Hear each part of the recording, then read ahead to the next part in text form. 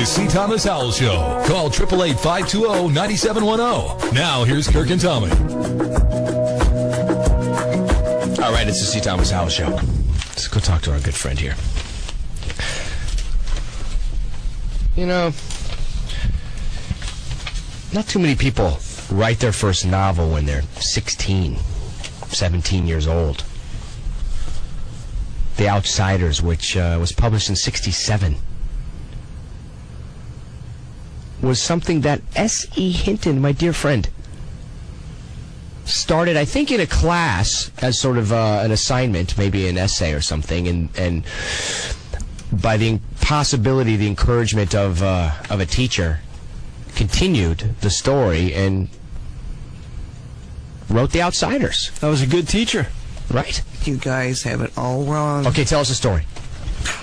Tell us a story, Mama Bear. First of all, this is 40th anniversary, and I'm going to come clean and tell you I wrote it when I was 6. 6 years old with your feet. Wrote it with your feet. That's hard to do. Yeah. I did not write it for a classroom assignment. No? I wrote it for my own self because I like to write. Some teachers saw it when it was finished and gave me encouragement, but I wrote it all by myself. And just because I wanted to write it. And how old were you? 6. Come on. No, I started when I was 15. I spent most of my 16th year writing it. Author SE Hinton on the C. Thomas Howell Show right now. It's pretty impressive. To write a book at 16, I couldn't even read till I was 18. Why? Just busy. No, you were homeschooled. I was homeschooled. So you wrote the book when you were 15, 16 on your own. I thought it was something that was required for you to do. I mean, what? No. Now, you had been writing before you started that. Was that just something, how did that begin? I like to write. See, back then you didn't have the damn internet or video games either. No, right. I didn't. I like to read a lot, so when I was old enough to start reading a lot, I thought, shoot, I can make up stories and make them happen the way I want to, so I started writing. Right. So I'd been writing. So it was a control issue. Yeah. Like I wanted to control them my universe. You know, the one common thread, because I was thinking about all the stuff that I've read that you've written, most of your novels, including, Hawks Harbor, some of the potentially lesser known pieces, the quality that I recognize, that I really love about your writing in particular, at least for me, is that your dialogue is generally fairly simple, but your characters are always very complex. Yeah. I love revelation of character through dialogue. It's what I do best. And so every one of my characters, I think, sounds different. Well, I was thinking about The Outsiders primarily on the way down here today, and I thought, great relationship between the character of Ponyboy and Johnny. Ponyboy being the one with no parents, wishing he had parents, and Johnny having parents, wishing he didn't have parents, and the two of them struggling within their own plight, becoming best friends. And it's such a universal story that we can all relate to, but it's just so personally painful, for both of them, and that we can relate to as well. And that's what I was thinking. Like, what makes Susie different and special? Why do these kids relate? Well, I think a lot of it is the emotions in the book, but also the situations in the book with the social classes, warfaring, that really hasn't changed. The kids immediately go, oh yeah, we call them preps and skaters.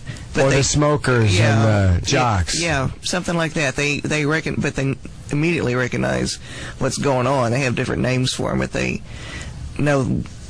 But also, I guess the universals of, wanting to belong and becoming aware of injustices in the world, because Tommy, it's translated in 29 languages. It's all over the world. Everybody can relate to it. Everybody can relate to it.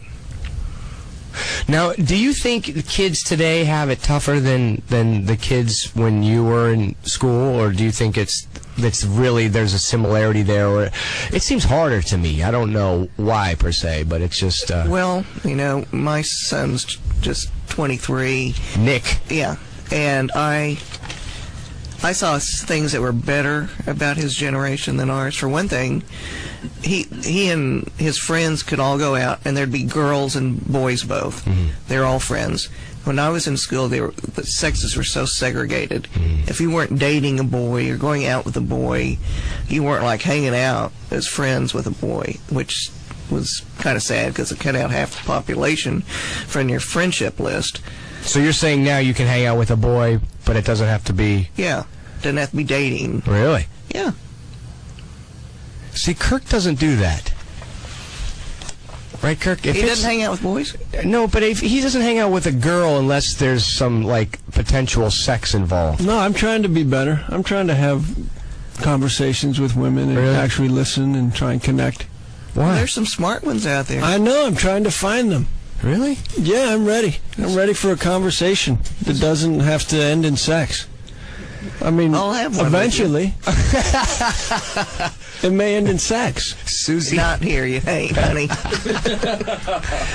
My conversations are good. You just got dumped by Susie Hinton. That's all right. It's the anniversary. Wow. 40th. That's incredible, huh? Yes. How many copies sold? Over 14 million. Well, who's counting? Yeah. Who's counting? 14 million copies. Whew. Now, The Outsiders was your first published novel. Right. Then,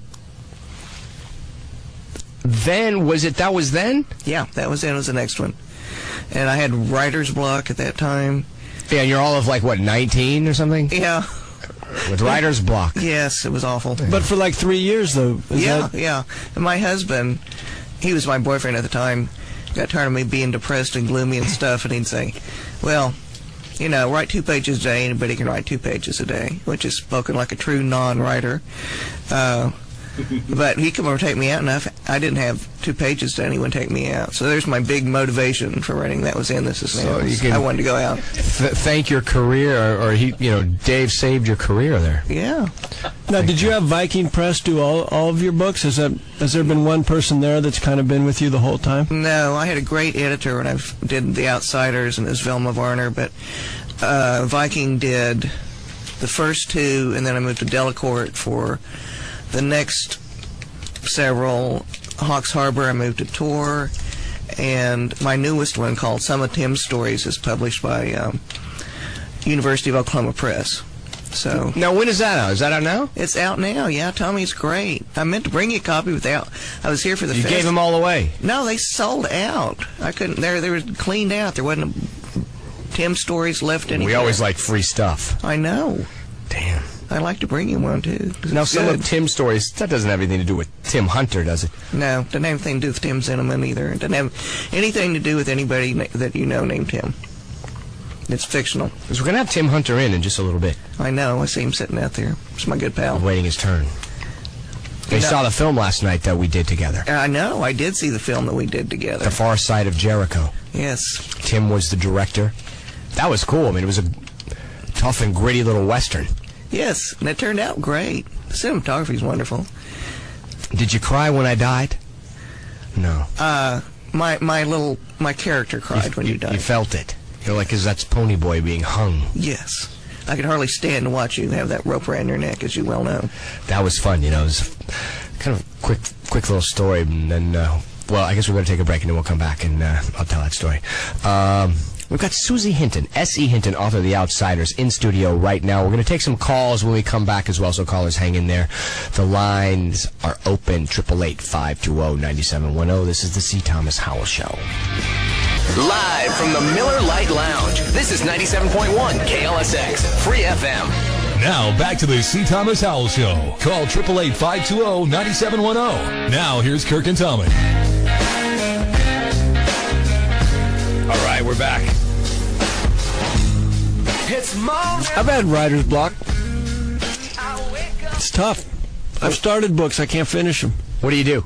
I get really fired up, and I start writing, and I get, 20, 30 pages, and then I just hate it. Mm-hmm. Maybe I should just make them... You should read it. I should just make them short stories. No, you should just keep writing, but don't read it. Right? Have you ever finished something, got it published, and then said, "Ooh, I would have liked to have done something different"? Yeah, it was The Outsiders. What would you have done different? I would have been stupid at 21 and changed it, but now I know better that I wrote it at the right time, and even its faults or its virtues, so I'm glad I didn't get a chance to change it. Because that's who you are at that time. Right. I agree. Author SE Hinton in studio right now. What is it that you think you might have changed at 21 that's different than what you did at 16? Well, Tommy, when Francis and I were writing the screenplay, and he put basically the whole book together, and that with the dialogue in one color and the introspection in the color and the action in the color, and he chopped it all up, and he says, "Cut it for me, Susie." And I said, "Okay, but I'm ruthless." And he said, "I don't mind." So I cut it, and then I'd say, "Oh, I got to change this piece of dialogue. I can make that better." So I'd do that, and then he'd read it over, and he had no problem with any of my cuts, but then he'd go, "But isn't this line's not just like it was in the book?" And I'd say, "No, but it's better." And he'd go, No, we want it just like the book. So that was my big problem with working with Francis, is he wanted to stick to the book. It's not most writers' problem. And then, of course, he didn't do that with his cut when he edited the piece. Well, the first edit was as shocking to me as it was to you, I'm sure. But then, he went back and did 20 years later. Yeah, he's the only director I've ever heard of that went back and did a recut to please the fans of the book. Sure. It was probably worthy. It's smart, too, because a lot of the special edition footage and the added bonuses were great. Really fantastic. Yeah, and everybody comments on your commentary. What does that mean? People commenting. It sounds on the boggling. commentary. It's kind of a boggle. It boggled me for a moment. Kind of a boggle question. Yeah. I knew you guys would start boggling.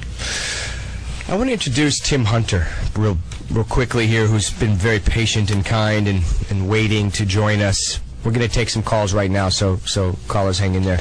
But Tim Hunter, fantastic director, friend of SE Hinton's, friend of mine, and the three of us worked together in a film called The Far Side of Jericho that Tim directed. And did you produce that as well, Tim? I didn't produce it, no. But you acted like you did. My God, I guess is directing. Do you need to turn those down a little bit? Are you okay? No, I think I'll just do it this way. Okay, unless good. I need calls. No problem. Yeah. I guess just by virtue of your style, it felt like you had a lot more responsibility than only directing. But God knows, when you're directing a film, that's just you're basically making all the calls left and right. Well, it was kind of an homage to B westerns in a good-natured way, and it was a film that was created by the three character actresses who star in it. And they always wanted to make a western, and they made this picture happen for them to, a western for them to star in. So now, we wanted them to get their money's worth. And we talk about the three stars of the picture. And I'm sorry, I don't recall their names. What are their names? Suzanne Andrews, Lissa Negrin, and Judith Burnett. And unknown actresses. Yeah. Some, maybe one or two with more experience than the others. But when that was brought to your attention, when somebody comes to you and says, "I have the money to make this picture, oh, by the way, I want to play the lead," your first knee-jerk reaction, of course, must have been, sorry, I don't know. Or were you just immediately interested and knew them and thought, okay, we can do this? Because that's an unusual circumstance. I didn't know them. I was immediately interested, but yes, all those thoughts went through my mind. You know, at certain points, that they came to me as a given proposition as the leads in the picture, and at some point you think, this could make more money if you had Demi Moore in it or somebody. Sure. But I never hesitated for a minute, because they were great and they rode and they just really wanted to make a western, and I wanted to make a western. Right. Well, you were out there every day with your boots and your hat on. We were out there every day with the horses with boots and hats. Yes. Yeah. Where'd you guys shoot it?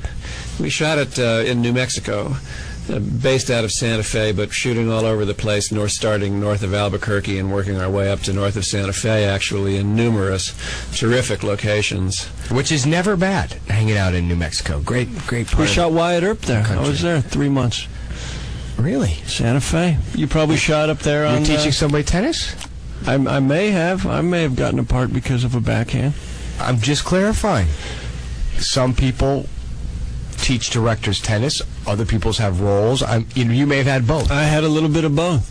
Okay. But I was given a real small horse so that I wouldn't fall off it. And I was actually tied to it. How? by my hands and my feet. They wrapped them around. And then did you go slow? They walked me in at a pace they thought was safe. I have a quick story. We'll get back to Susie and the callers right now. But on our film with Tim, there was a bank robbing scene where these three sort of mangy brothers rob a bank and hop on their horses and ride out of town. And of course, it's 6:30, 7 o'clock in the morning, and Tim wants this shot where we come sort of roaring out of the bank, the gun's drawn, a few shots are fired, and we leap on our horses and we go, like bats out of hell riding out of town. Well, of course, that early in the morning, nobody really thought about warming up the horses per se, and we were sort of quick to get the shot, and the wranglers, who are the people that handle all of the livestock, were running a tad late, I recall, and came storming in with these horses and tied them up and said, okay, let's get this first shot. And so the rehearsals, we didn't really want to go running the horses through town. We just sort of, blocked the shot, which means everybody showed the director, and the director explained to the actors where to be standing and shooting the gun and coordinating the shot with the cameraman and whatnot. So we do the first take, and we come rushing out of the bank, guns a-blazing. And I, being somewhat of a horseman, leap on my horse first, and I'm supposed to hold another gentleman's horse while he gets on, fire a couple of shots, and off we go. Well, on the first take, out of nowhere, my horse, while we're running across town, decides to start bucking as hard as it possibly could, bucking like mad. It's awfully hard to look cool when you're riding out of town and your horse is bucking. But somehow I managed.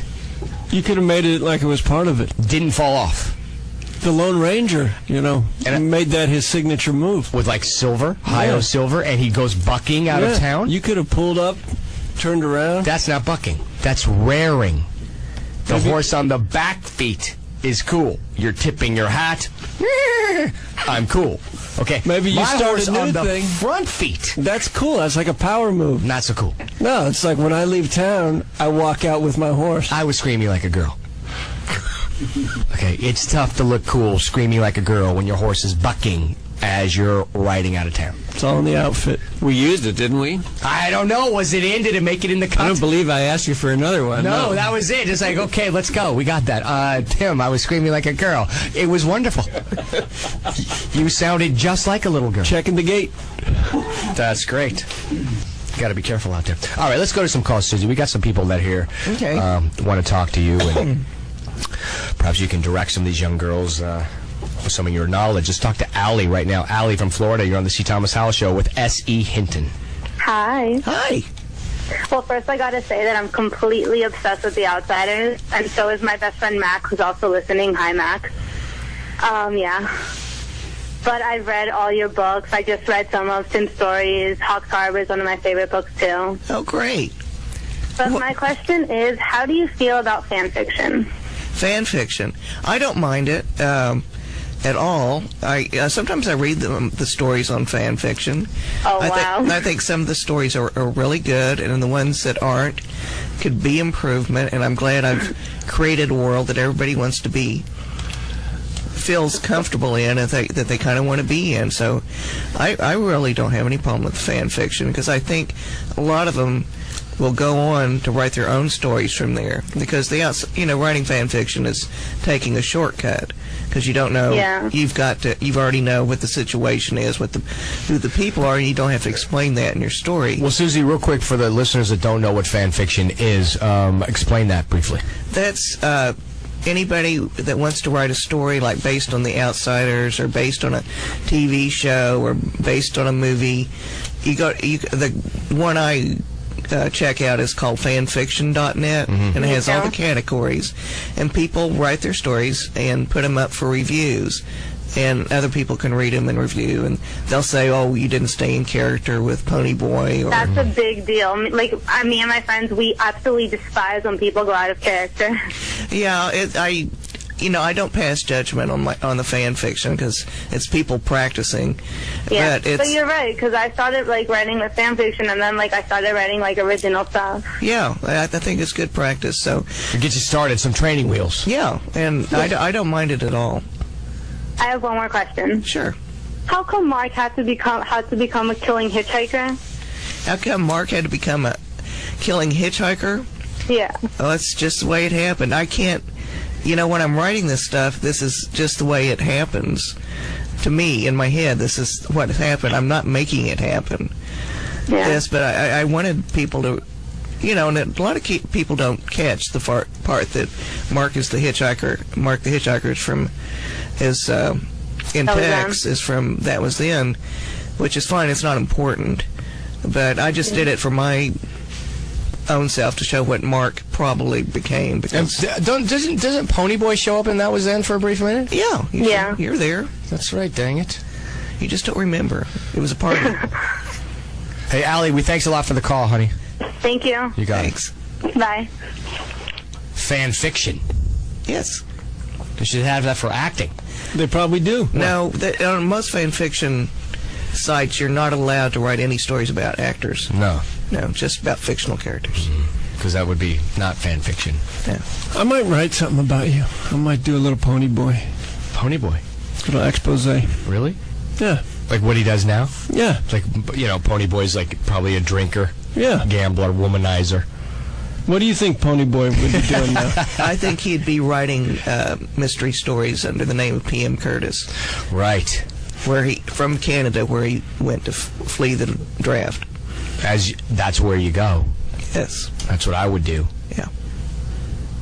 Let's go to the phone lines and talk to Sarah, line 2. Sarah, you're on the C. Thomas Howell Show with Susie Hinton. Yeah, when I was older, I wanted to be a director, and I wanted to remake The Outsiders. But my parents were saying that probably wouldn't work because such an excellent cast. But what do you think? Well, except for that damn Pony Boy. Sarah, I don't want to shoot you down or anything, and if you want to be a director, go for it. But Francis owns the rights to The Outsiders as a movie, and we all think he got it right the first time, or the second time. Let's put it. He got it right the second time. He got it right the second time. So, why don't you start with a play? Yeah, start with a play, or get something together for school, and get some people behind you and do the play. Actually, there is an official play version. You can get it from Dramatic Circle Play Company, and but I'm just saying, if you want to be a director, go for it. But don't base your career thinking you're going to do The Outsider. I'll tell you, I've seen some good monologue reads on YouTube by people doing Pony Boy bits and Robert Frost poetry. Yeah, if only I had that then. If she got the play, she and her friends could shoot scenes from it on video for themselves and have and get a good experience out of it. Says the director in the room. Right. Making a film over here out of the high school play. Or Sarah, why don't you write about what's going on with your friends? Create your own little Outsiders. Yeah, I thought you got it right this first time too, but I just thought it'd be cool. There's lots of other things I wanted to do too, so. Okay, well, I appreciate your ambition. Yeah. Call me and Tommy when you have something that you're directing, because we need work. Hey, Sarah, thanks for the call, okay? Yep. This is good. We can get work. With these kids, right? Why not? All right, we're going to take a break right now, go pay some bills. When we come back, we've got Tim Hunter in studio with SE Hinton. We're going to take some more calls. If you have any questions for Susie Hinton regarding one of your favorite books growing up or even now, phone number is 888-520-9710. Thomas Howell Show. I'm Tommy Howell with Kirk Box. Author S.E. Hinton in studio with director Tim Hunter. Thanks for coming in, both of you guys. Phone lines are open. We're taking calls right now. If you have any questions for Susie about The Outsiders, maybe one of her other novels, give us a call, 888-520-9710. Did you ever read any S.E. Hinton novels as a kid, Kirk? All of them. What was your favorite? I like The Outsiders. Yeah. Was that required for you? Because you were homeschooled. Did your father make you read it? My mom did. Your mom. That was then. This is now. Big fan of that. I'm hip. Oh, great. Now, Appreciate it. you've had 3 films made, 3 novels, or 4? 4. Yeah. Tex, which Tim directed. Right. That was a year or 2 before The Outsiders, wasn't it? Was that in 81 it or was so? a year. Yeah, it was 82? a year before. So as soon as we wrapped up Tex, it's just. Now, Tim, were you a part of that project from the beginning, Tex? Yes, I was. I actually, I can't say that I found Tex, but for me anyway, I found Tex and set it up at Disney. Okay, so you were a part of actually getting the film made, part of that process. Yeah, I mean, I had co-written a teenage rebellion movie called Over the Edge. It was Matt Dillon's first picture. Okay, so you'd co-written Over the Edge, which Yeah. is a great movie. I love that. And then when we were researching that and talking to real teenagers for that picture, the only writer that these kids read was S.E. Hinton, so I read all of Susie's books also at that point. Okay. And that's when I found Tex. And did you set it up at Disney? Yes, I did. So that's who did Tex? Yes. And then you did Tex actually before River's Edge, even though you had written it. Yes, Tex was before. I did co-write the adaptation of Tex. I didn't write River's Edge, but yes, it was before. It was before River's Edge, and it was a year before The Outsiders, as Susie said. I mean, I figured out once that I had read Tex 5 years before, The Outsiders started getting made. So basically, 5 years knowing about your works got me a 6-month lead time on The Outsiders. And it was the first S.E. Hinton film to go. Tim, I knew you from Falcon Crest. Yes, indeed. Some of the great Falcon Crest. Were you episodes. a fan, Kirk? Yes, I love birds and crests. What did you do on Falcon Crest, which was Just the first? watched it. I was about 4 or 5. Yeah. But it made me, want to have affairs. Wasn't what's her name, Nicolette Sheridan on Falcons? No. No? I don't believe so, no. Oh. Anna Alicia was the wonderful Spitfire ingenue on Falcon Crest. What's her name again? Anna Alicia. Do you know that girl, Kirk? I know, I wasn't... Tennis lessons, maybe? Maybe. Right. You still giving tennis lessons to Reese? I gave her 1 lesson, Okay. I believe. Okay. And it was years ago. But you can keep bringing that I one won't up. talk about that anymore. That's all right. But it was Jane Wyman. Yeah, I gave Jane Wyman a lesson. You did? On the set of Bonanza. Who else? Who else? Who else? Who was the famous guy in Falcon's Crest? Lorenzo Lamas. Lorenzo Lamas, yeah. He was... How did you know? You did watch it. Of course. Okay, good. I started wearing my hair like his back then. I like that. All right, let's go back to the phone lines. Some people want to talk to Susie. They don't want to hear us anymore. Okay, sorry. All right. Victoria, you're on the C. Thomas Howell Show. Susie Hinton. Oh, I want to talk to Karen. Yeah. Hi. Are you there, Victoria? Yeah, sorry. What's going on? I have a question for Susie Hinton. I just want to know how she actually took to getting published or publishing the Outsiders at such a young age. Well, this sounds like an urban legend because a friend of a friend's mother happened to read it, and she had a New York agent, and she told me to send it to this agent, and I didn't know the difference between an agent and a publisher, an editor, or anything, but I had a name and an address, so I sent it off, and she sold it to the second publisher who saw it, and I stayed with that agent for 30 years until her death.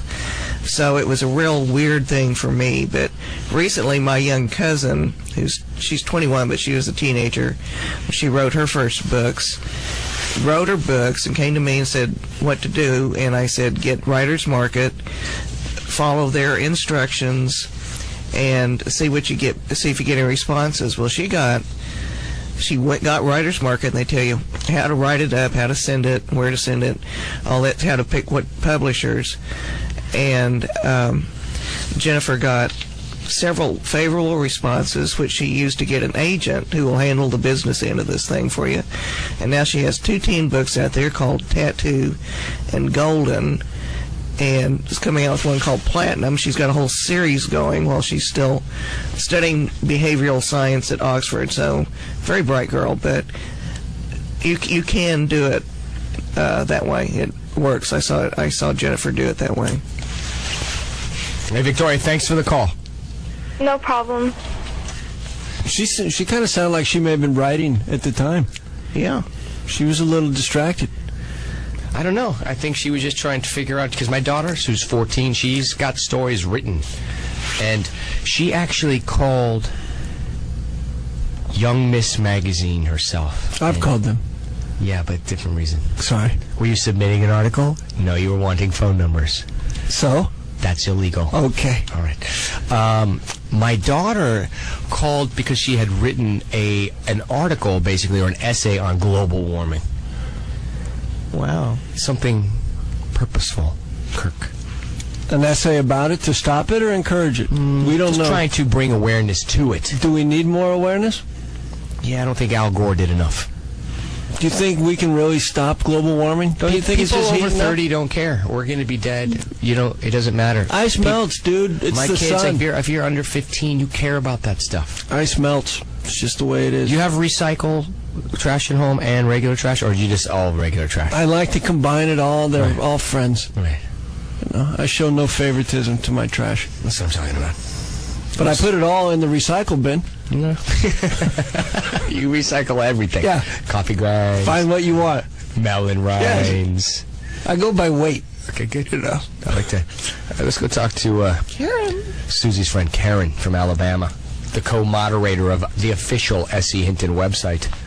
Or is it the Outsiders website? It's the Outsiders book and movie website. Karen, welcome. Hey, Tommy, how are you doing? How are you? Hey, Susie. Hi, how are you doing? Oh, I'm doing wonderful. I wanted to shout out to you guys because thank you. Karen and Jen run the Outsiders book and movie site, and it's very thorough. They know more about us than we do, and they've got a place for fans to carry on intelligent conversations that don't involve, ooh, he's so hot. So Tommy and I want to thank you for your work on that website. You are most welcome. Do you realize that we average about 19,000 hits a month? Whoa. Yes, ma'am. It's incredible. Wow. It is totally incredible. We have 1 million fans, it seems like, tonight listening in. And you wouldn't believe the excitement this has generated. You know, it's just incredible. But I do have a question for you, Susie, that I want for you to answer, and I want for the fans to hear it from you. Okay. Is the baby Sandy's, raw soda pops? Or No, not? it is not Soda's baby. Because we have that question so many times, at least once a day. Well, I thought Derry answered the question in the book when he said, He said, no, Soda wanted to marry her anyway, but it wasn't his. And that's why he's so upset. And, well, we don't know what happened to Sandy, so... Tramp.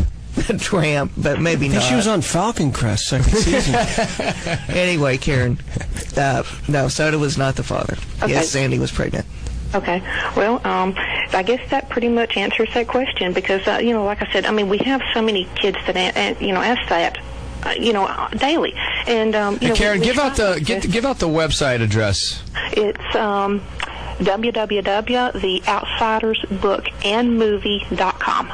I haven't even checked that one out. Oh, Tommy, it's amazing. Tommy, I'm very disappointed you haven't checked us out. I'm going to have to go. They have whole sections on each of the actors, and people write in about you. And you know what? I feel terrible because, I have a website too, and the lady that helps me out just wishes I was more involved. I guess I'm going to have to get more. I have a website. I have 19 hits a month also. They're mine, but I'm going on my they own. have 19,000 hits a month. Of separate people or just Yes. Karen hitting? No, separate people. Separate people. Maybe there should be a link to our radio show. No. Okay, I'm just Only looking out when for we you. have Susie on. All right, I'm Do just... we care? So, Karen, did I hear you right? The fact that we were doing a show tonight that created some interest for some of the fans out there? It most certainly did. I've had several requests. Could you please record the show so that we can get it? You know what's interesting is we've got a lot of questions from all over the place tonight, and a lot of the places we stream online, but we certainly don't have any affiliates out there, and it's been interesting to see people calling from all over the globe here. Yes, we have. Susie has fans everywhere. Everywhere that you can imagine, we get email from them asking questions. It's incredible. well, thank you, Karen. You're I'm most glad the welcome, people that Susie. don't like me don't write. Well, sometimes we just have to handle things.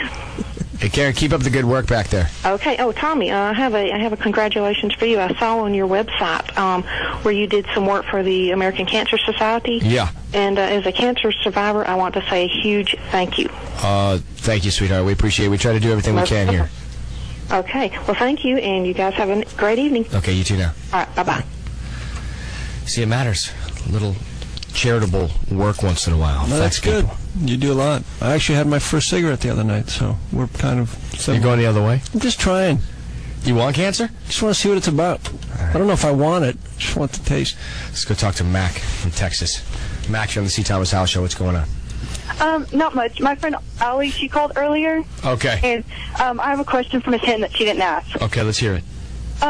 There's this TV series. It's like only 13 episodes long of The Outsiders. What do you think of it? Or have you seen it?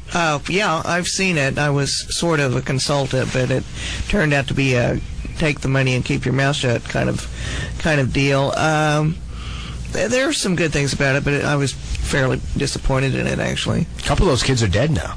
Yeah, several, Really? like 3 of them. I know Pete Pruitt's passed away. And Rodney Harvey, he's no longer with us. And the girl had What characters cancer. did they play? Did she really? She passed away of cancer. Yeah. What was that, Mac? What characters did they play? Rodney Harvey played Soda Pop. Right. And Pete Pruitt may have played Two-Bit. And I think it David was Steve. Arquette played Oh, did he Steve. play Steve? Yeah, you're I right. think he played Steve. Yeah, David Arquette played Two-Bit. There you go. And I'd forgotten the girl's name, but she played Cherry. And she passed away as well. Yeah. Oh, that's terrible. Yeah, It's like the curse of the Outsiders series. It's like Superman. Well, me and Allie, we ordered the DVD series, but we were going to get your opinion on it now. Okay. Well, I think you enjoy watching it. It's just that I was a little disappointed in it. Yeah, well, I'm pretty sure we'll be disappointed in it too. Okay. You don't know. You might be surprised. Maybe. You might just be surprised and be sad that they're all dying. Oh, she's begging me to tell you that her name's not Allie, it's Ale. Olay. All right. Okay, good, because that was going to bother me all Yeah. night. I was confused. The spelling. Hey, Mac, thanks for the call, okay? Okay, thank you. You got it. Bye. You got a lot of... it's funny because I actually have a lot of younger fans because of The Outsiders and get a lot of email from 13, 14-year-old people and actually enjoy speaking at 7th and 8th grades. Yeah. And do that a lot, actually. Oh, cool. Maybe we can do one together sometime. We should. We that'd be should. fun. It's...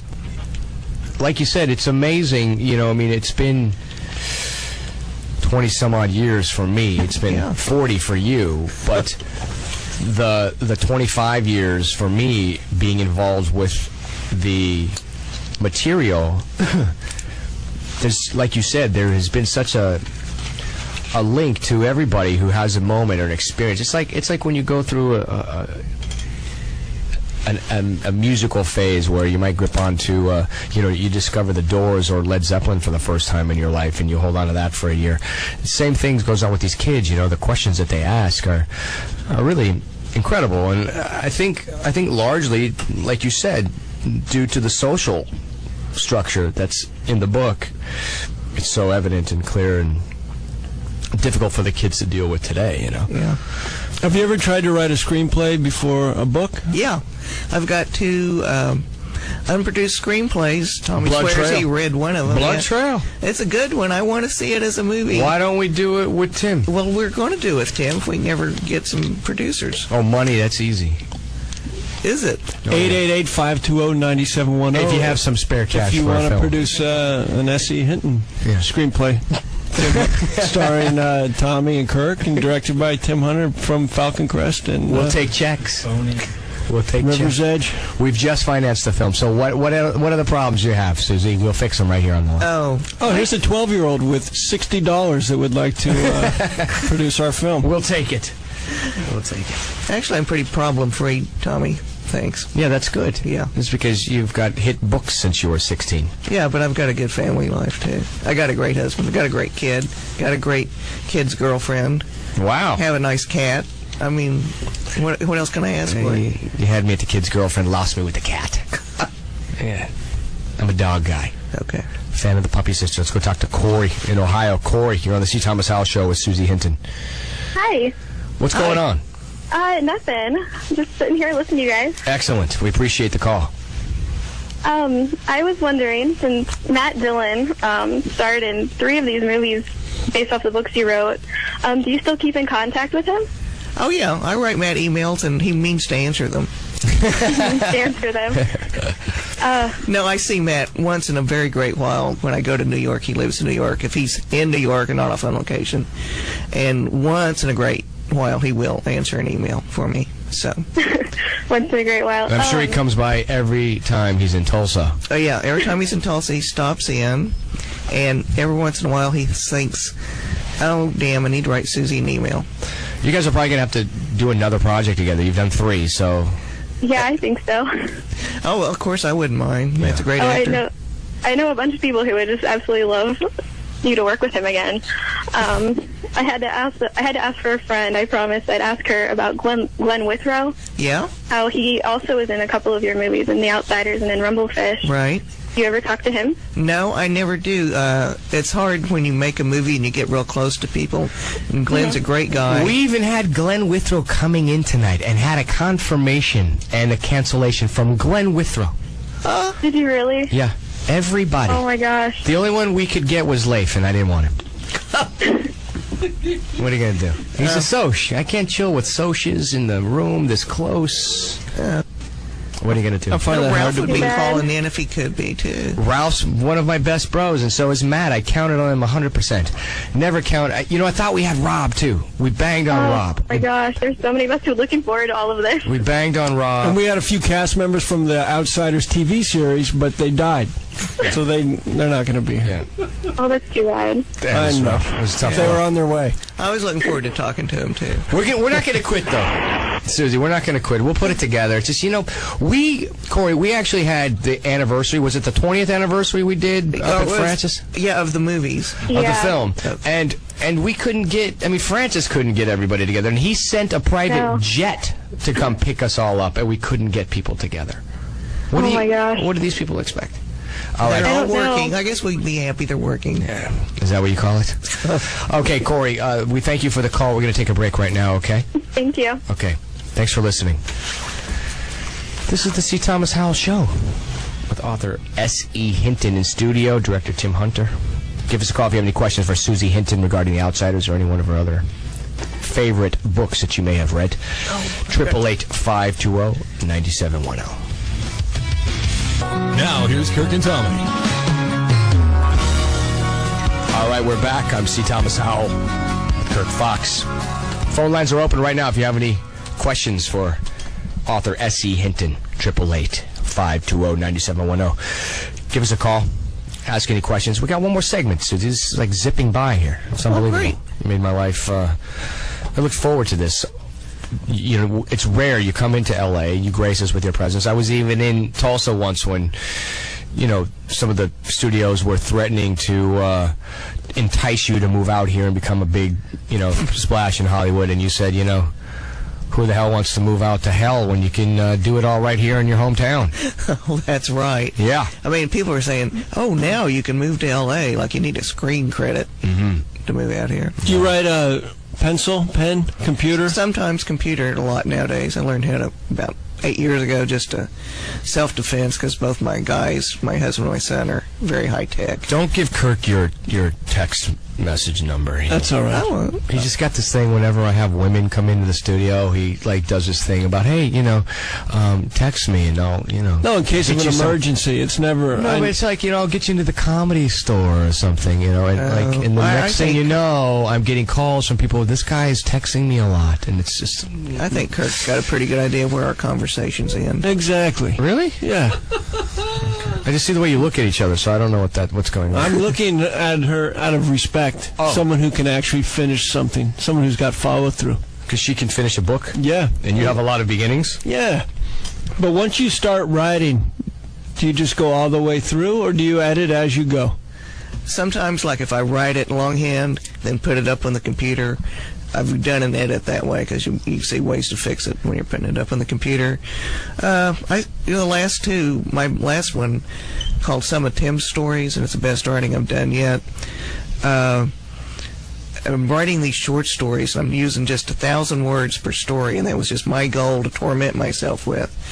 And I'd have a wonderful story done with 1,200 words, and I'd take it and just chip till I had it down to 1,000. And by the time I got through with those stories, I could hit 995 without looking at word count. So it was a really high discipline thing to be doing, and it turned out great because the stories are just solid rock, just one little piece of solid rock each. And it's out now. Right. It's geared more toward an adult audience. Not like Hawks Harbor. I always tell kids don't read Hawks Harbor till you're 18. But nothing you could read Tim's stories. But I think the adult market will like it better. Excellent. All right, we're going back to the phone lines. If you have any questions for SE Hinton, you can give us a call, 888-520-9710. James, you're on the C. Thomas Howell Show. What's going on, man? Hi, my name is James, and I'm calling for SE Hinton. And I had a question. I was wondering if she had ever been interested in someone writing a sequel to The Outsiders. No, I've never. People ask me all the time about sequels to The Outsiders, and I'm not going to write it, and I'm not going to let anybody else write it. It's sort of, one time after E.T., I asked Steven if he'd ever write a sequel to E.T., and he had a very profound response. He said for him that the film was complete. Right. To me, The Outsiders is done. Mm-hmm. I ended it where I should have ended it. I'm through with those characters. I've wrung every piece. There's people crying right now across the nation. Yeah, I know. I got this book. Sorry. I got this book called Outsiders, too, and I thought... Nope. Thought it'd be... Nope. Sorry. No, a lot of kids, if you want to put it up on fanfiction.net, go right ahead and see what kind of response you get to it. But to me, the story ends where it ends, and I can't ever be in that place and time in my mind again. Everybody, and the characters, I think, are complete. You don't want Ponyboy goes to the beach or, that kind of thing. It ends. I'm glad everybody wants it to continue, but it ends in the right place. For you, it's done. It's done. Hey, James, thanks for the call, man. Yeah, thanks very much. You got it. Yeah. Yeah, I'm sure that's you get that a lot. People just got to have another taste, what happened. Yeah, they do. What happened to all of them? And the thing is, it's better to let everybody imagine what happened to all the characters in their own heads, because people make their own endings better than what the book would be for them if they read it. I told Rob an ending for his character just to help him with his acting, and unfortunately... didn't work. No, he told other people. So now all these other people think they know what happened to Soda Pop Curtis. But let me just go out to say that make your own ending for Soda. That's right. There's nothing in print. Ponyboy would have wanted to go to the beach if he'd known about it, probably. Shoot, if I'd known how movie making was, I'd have put him on the beach myself. Next time. Right. Next time we'll be like Ponyboy Goes to Paris. And has fun adventures during the day. And drinks a lot of cappuccino and eats cheesecake. I love it. Let's go and talk to Kathy right now from Arizona. What's going on, Kathy? How you doing, girl? I'm good. How are you guys doing? What's happening? Not much. I had 2 questions. Can I do 2 questions for SE Hinton? It depends on the first one. If the first one's bad, you don't get 2. So you better just decide which one's important. Well, one's for me and one's for my boyfriend. Okay. My question, I just was wondering, how did you come up with all the unusual names like Ponyboy and Soda Pop and all that? I don't know how I came up with all those names. I actually did know a guy named Soda, but I don't know how I came up with Ponyboy. And 2-Bit just came to me for kind of a joker kind of guy. Mm-hmm. But so did they have nicknames back then for kids like that, or was it? Well, one thing I do notice that kids around that age really want an unusual name. If they can't do anything more than mess up their own spelling, they'll do that. Did you have a nickname in school? Me? No. How about you, Kathy? Me? Sure. Jolly Green Giant, because I was always so taller than everybody. The Jolly Green Giant. Oh. Kirk, was that your nickname, the Jolly Green String Giant? Bean, I think. String Bean. Right. That's a huge bitch! Nice. The Jolly Green Giant. Okay, Kathy, what's your boyfriend's question? He said to call and ask you, in the beginning of the movie, how the kids' parents die and everything. Yeah. He says, what really happened, and like where were they when this happened? Do you know? I don't know why he should ask that, but what would have happened? Say that again. Like what really had happened to their parents, and where was Ponyboy and all them? They were hit by a train. Yeah, the parents were hit. It was a car accident in the book, and Francis had it dramatically being hit by a train. But the kids were home, I guess. Was that footage shot by Francis? That train wreck footage, or was that like pre-existing footage that he bought? No, I think it was either it was Francis or Second Unit doing that. Because they mangled that car. Yeah, it was pretty mangled. But the kids and the people. I mean, you'd think that the people like in the train would have a problem with it, but they just ran over that thing. Well, it's a hard thing to stop a train. Probably Right. Try it sometime. No, thank you. I have kids. Hey, Kathy, girl, thanks for the call. Okay. Yep. I'll talk to you guys next week. Talk to you later now. It's our weekly caller, Kathy. All right. You play any poker?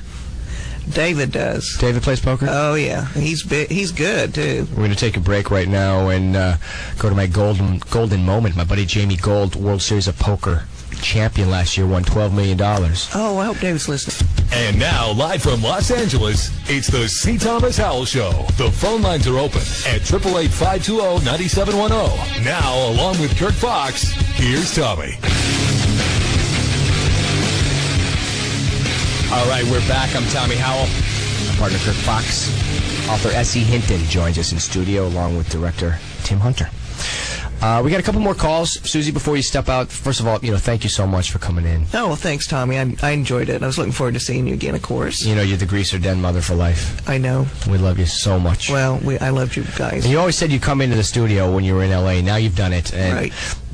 Regrettably, I was unable to have any of our cohorts join us, but they all sent their regards and best wishes and apologies, to which I told them all to screw themselves. Because I didn't accept it. I didn't accept it. Well, good for you, Tommy. Apologies, but I can't say that because I love them all. That's all right. Let's just go and talk to Diane right now from St. Louis, who's listening. Diane, you're on with SE Hinton.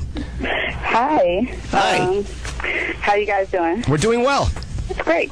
Well, I was calling because, like every other teenager at that time, The Outsiders book was like life-changing for me because I grew up with a learning disability, and I wasn't always smart in school. I always failed a lot, and by the time the movie came out, that's when the school first found out I had a learning disability, and I could never read a complete paragraph or even get through a sentence. But I begged my mother to go give me that book, and I sat and read it. Took me 2 weeks, but I did it.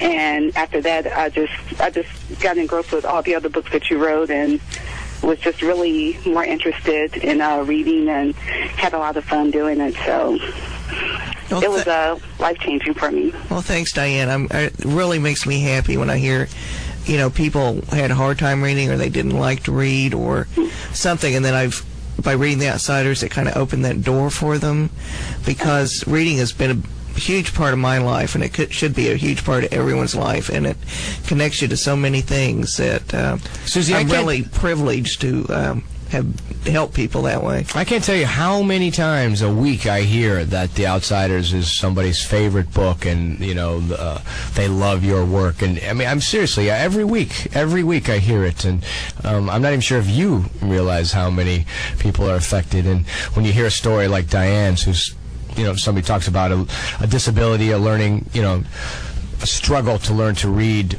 possibly, and a story of yours inspiring them to get over that hurdle. That's just amazing. That's excellent. Diane, we thank you for that. Yeah. Oh, no problem. And I lose books all the time because I would buy it, and I've actually bought like the hard copy, and I would loan it to someone, and it's gone. Oh, yeah, you can't loan out books or movies or cash and think any of that's coming back. I've learned that with The Outsiders, whether it's the DVD or the book. I've bought many copies. Oh, great. Well, that makes me glad to hear. I'm glad to hear that, too. Yeah. Right on, Diane. Thanks for the call, okay? No problem. Thank you. We're going to take one more call, okay, before you go. Susie, we'll go talk to Jen real quick, and then I'll let you go. Jen from Pennsylvania, you're on with SE Hinton. Hi. Hi. Hi. I can't hear you guys over here on the East Coast, so You're streaming on the computer? Well, I can try to do that, but... Or you're just not listening to us. No, you're just on the phone listening. I am now, yes, Good. I was, but I live out in the country, so we don't have high-speed internet yet. All right, well, what's your question? Well, I just, one question was already asked, I guess, and they told me the answer to that, and I'll hear it tomorrow after I spend 2 hours trying to download the show on my dial-up internet. But I wanted to tell Ms. Hinton that, of course, as she's heard a million times, I absolutely loved her books, but back when I was 13 and read it all those years ago, she actually inspired me to write a book at that age, at 13. And I never had it published. It was like 50-some pages long, but it's all typed out. My dad had it all typed up for me. Oh, great! I love that. Writing can be a lot of fun, and don't even worry about getting published. I think just writing it for yourself can be kind of liberating. That's like Kirk's work. You don't worry about getting paid or something. No, I like to just start them. Right on. Hey, Jen, we got to go because we're going to say goodbye to Susie right now. But thank you so much for the call. Okay. Okay. Thank you. I appreciate that. Susie, huge greaser hug for you, okay? Okay, Tommy. And Tim, you're going to take her home for us? Yes, I shall. You're a good man. Before you go, you just... What's the project you're working on now, just so we can talk about that, and the film Jericho, the film that we did with Susie, when that might be available to be seen? But the Western, our little Western, The Far Side of Jericho, you can see it for 4 more nights at the Egyptian. Okay, so on Hollywood Boulevard, and then it's coming out on DVD August 21st. I can go check it out at the Egyptian. 4 more nights. Oh, that's good news. I'm going to go do it. Okay, is it one time per night? Yeah, it's like 7:30 or 8 o'clock. Okay. For the next 4 nights. I'm going to go do that. Well, thank you, sir, for coming in tonight, okay? And Susie, big kiss to you, okay? All right. I'll be in touch soon, okay? All right. Thank you now. Thanks. Sure. Bye. See ya. You're the man for putting that together. Absolutely. I wish we could have done better. Kirky.